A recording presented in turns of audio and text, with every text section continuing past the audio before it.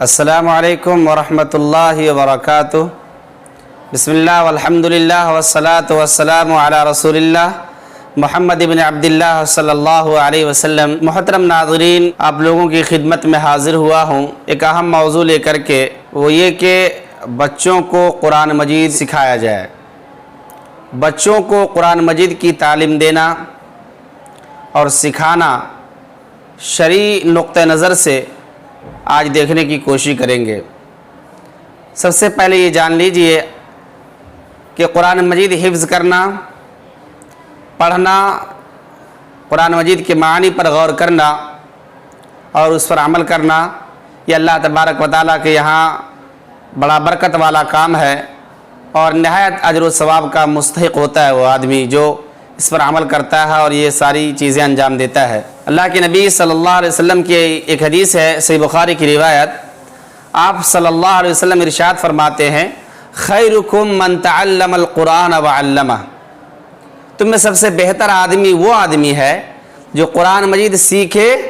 اور سکھائے بھی۔ قرآن مجید سیکھنے اور سکھانے کے اندر کئی چیزیں شامل ہو جاتی ہیں۔ قرآن مجید دیکھ کر پڑھنا اور پھر دوسروں کو سکھانا، قرآن مجید حفظ کرنا، قرآن مجید دوسروں کو حفظ کرانا، قرآن مجید پر عمل کرنا، اس کے احکامات پر عمل کرنا اور دوسروں کو عمل پر ابھارنا، قرآن مجید کی تبلیغ کرنا، یہ ساری چیزیں شامل ہیں۔ اللہ کے نبی صلی اللہ علیہ وسلم فرماتے ہیں، تم میں سب سے بہترین آدمی وہ ہے جو قرآن مجید سیکھے اور سکھائے۔ اللہ تعالیٰ کے یہاں سب سے بہترین آدمی وہی شخص ہے جو دونوں کام کو انجام دے، قرآن سیکھے اور سکھائے، یہ اللہ تعالیٰ کے نزدیک سب سے بہترین آدمی ہے۔ اللہ کے نبی صلی اللہ علیہ وسلم کے زمانے سے لے کر کے آج تک مسلمانوں کے گھرانوں میں قرآن مجید سیکھنے اور سکھانے کا عام رواج ہے۔ بڑی عمر کے لوگ بھی سیکھتے ہیں، بطور خاص بچوں کو سکھایا جاتا ہے۔ بچوں کو قرآن مجید سکھانے کے تعلق سے متعدد آثار ملتی ہیں۔ امام بخاری رحمہ اللہ نے اپنی کتاب صحیح بخاری کے اندر ایک چیپٹر کا عنوان رکھا ہے، بچوں کو قرآن سکھانا۔ اس ضمن میں عبداللہ بن عباس رضی اللہ تعالی عنہما کا اثر نقل فرماتے ہیں، وہ کہتے ہیں کہ اللہ کے نبی صلی اللہ علیہ وسلم کی جب وفات ہوئی اس وقت میری عمر 11 سال تھی اور اس وقت تک میں قرآن مجید کی محکم آیتوں کو پڑھ چکا تھا، یاد کر چکا تھا، سمجھ چکا تھا۔ پھر امام بخاری رحمہ اللہ نے ایک دوسری حدیث اور ایک دوسرا اثر نقل فرمایا ہے۔ عمر بن سلمہ رضی اللہ تعالیٰ عنہ کہتے ہیں کہ میں اپنی قوم میں سب سے زیادہ قرآن مجید کا جانکار تھا، اس وجہ سے کہ میں آنے جانے والے قافلوں سے قرآن سیکھا کرتا تھا۔ میری قوم کے لوگ امامت کے لیے مجھے آگے بڑھاتے۔ میرے پاس ایک چھوٹی چادر تھی، میں اسے اوڑھ کر اور پہن کر نماز پڑھاتا۔ جب سجدے میں جاتا تو چادر چھوٹی پڑ جاتی۔ بستی کی ایک عورت نے کہا کہ تم لوگ اپنے قاری کی سرین کو کیوں نہیں چھپاتے ہو؟ عمر بن سلمہ رضی اللہ تعالیٰ عنہ فرماتے ہیں کہ میری قوم کے لوگوں نے میرے لیے قمیص خریدی، جس کی وجہ سے مجھے اتنی خوشی ہوئی کہ اس طرح کی خوشی کسی اور چیز سے حاصل نہیں ہوئی۔ علامہ ابن کثیر رحمہ اللہ فرماتے ہیں کہ بچوں کو قرآن سکھانا بچپنے میں یا تو یہ واجب ہے یا مستحب ہے، اس لیے کہ بچوں کو جب قرآن سکھایا جائے گا تو بلوغت کو پہنچتے پہنچتے وہ کچھ سیکھ لے گا جو نماز میں پڑھی جاتی ہے، اور بچپنے میں قرآن مجید یاد کرنا یہ بڑے ہو کر یاد کرنے سے زیادہ بہتر ہے، اس لیے کہ جو کچھ بھی کم عمری میں نوعمری میں یاد کی جاتی ہے وہ دلوں میں راسخ ہو جاتی ہے، دلوں میں بیٹھ جاتی ہے، جیسا کہ یہ چیز مشاہدے سے اور یہ جانی پہچانی چیز ہے، معلوم چیزوں میں سے ہے۔ علامہ سیوطی رحمہ اللہ فرماتے ہیں کہ بچوں کو قرآن سکھانا دین کے اصول میں سے ایک اہم بنیاد اور اصل ہے، تاکہ بچے فطرت پر پروان چڑھے اور ان کے دلوں میں گمراہیوں اور معصیتوں کے گھر کرنے سے پہلے ان پر علم و حکمت کی روشنیاں چھا جائیں۔ ایسا ہی علامہ ابن خلدون رحمہ اللہ فرماتے ہیں کہ بچوں کو قرآن کی تعلیم دینا سکھانا دین کے شعائر میں سے ایک شعار ہے، جس پر ملت اسلامیہ عامل ہیں اور بلاد و امصار میں جس پر لوگوں نے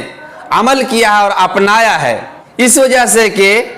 قرآن سے اور احادیث نبویہ سے ایمان و عقائد راسخ ہوتے ہیں، مضبوط ہوتے ہیں۔ یہی وجہ ہے کہ سلف صالحین اپنے بچوں کو بچپنے میں قرآن سکھانے کے حریص تھے، قرآن کی تعلیم دیا کرتے تھے۔ امام شافعی رحمہ اللہ فرماتے ہیں کہ جب میں 7 سال کی عمر کا تھا تو پورا قرآن مجید یاد کر چکا تھا، اور جب 11 سال کی عمر کو پہنچا تو موطا امام مالک رحمہ اللہ کو پورا یاد کر چکا تھا۔ اور سلف صالحین کے یہاں علم کے حصول کی شرطوں میں سے یہ شرط مانی جاتی تھی کہ قرآن مجید کا پڑھا ہوا ہونا چاہیے، قرآن مجید کا حفظ کیا ہوا ہونا چاہیے۔ والد بن مسلم رحمہ اللہ فرماتے ہیں کہ جب ہم لوگ امام اوزاعی رحمہ اللہ کی مجلس میں ہوا کرتے تھے اور امام اوزاعی رحمہ اللہ ہم میں سے کسی کو نو عمر دیکھتے، کم عمر والا سمجھتے، تو آپ ان سے کہتے کیا تم قرآن مجید پڑھ چکے ہو؟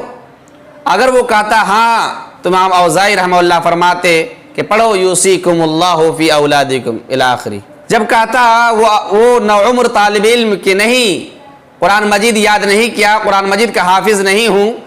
تو امام اوزاعی رحمہ اللہ فرماتے جاؤ پہلے قرآن مجید یاد کرو، علم سیکھنے سے پہلے قرآن سیکھو۔ عبداللہ بن عیسیٰ رحمہ اللہ بڑی اہم بات کہتے ہیں، وہ کہتے کہ امت محمدیہ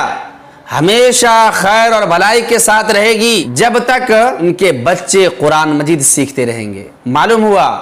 کہ بچوں کو قرآن مجید سکھانا ایک اہم ضرورت ہے اور دین کی اہم اصل بھی ہے، جیسا کہ امام سیوطی رحمہ اللہ نے فرمایا، ایک شعار ہے جیسا کہ علامہ ابن خلدون رحمہ اللہ نے فرمایا، علامہ ابن کثیر نے فرمایا یا تو واجب ہے یا کم از کم مستحب ہے، لیکن بڑے افسوس کا مقام ہے اور افسوس کے ساتھ کہنا پڑتا ہے مسلم گھرانوں کے کتنے نوجوان، کتنے بچے قرآن مجید دیکھ کر پڑھنا نہیں جانتے، کتنی عورتیں، کتنی بچیاں قرآن مجید ڈھنگ سے نہیں پڑھ پاتی ہیں، جبکہ یہ اللہ رب العالمین کی مقدس کتاب ہدایت کی خاطر اور اجر و ثواب کے حصول کی خاطر اللہ تعالیٰ نازل فرمایا ہے، لیکن اس کتاب سے اس قدر روگردانی اور اس کتاب سے یہ اعراض ایک مسلمان کے لیے کسی طرح بھی جائز نہیں ہے۔ اس لیے ہم یہ عہد کریں اور یہ خود سے وعدہ کریں کہ ہم اپنے بچوں کو قرآن مجید کی تعلیم دیں گے، قرآن مجید سلیقے سے دیکھ کر پڑھنا سکھائیں گے، قرآن مجید کا حافظ بنائیں گے، اپنی بچیوں کو قرآن مجید سکھائیں گے، گھر کی عورتوں کو قرآن مجید سکھائیں گے، قرآن مجید کا حافظ بنائیں گے۔ اللہ تعالی ہم سب کو توفیق سے نوازے، آمین۔ والسلام علیکم ورحمۃ اللہ وبرکاتہ۔